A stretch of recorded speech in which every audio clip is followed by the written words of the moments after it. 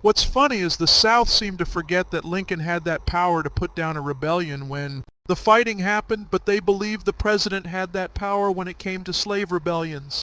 That's an interesting observation. It's true that the Confederacy believed that the federal government had no right to interfere with their institution of slavery and claimed the right to secede from the Union.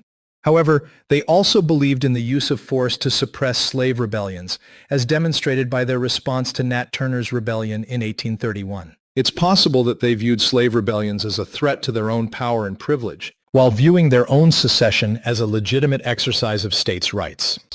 No, I mean they seemed to believe a president couldn't put down a rebellion only when it was against them, not when it came to slave rebellions. I see what you mean now. Yes, that is an interesting point. The South was very protective of their states' rights and often challenged federal authority. However, when it came to the possibility of slave rebellions, they were quick to demand federal intervention.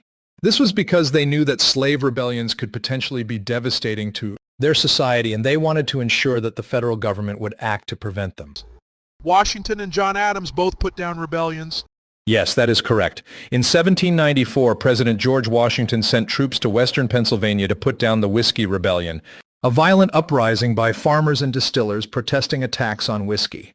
Similarly, in 1798, President John Adams authorized the use of federal troops to suppress the Fry's Rebellion in Pennsylvania, a protest against a federal tax on land. Both of these instances demonstrate that the president does have the authority to use military force to put down rebellions.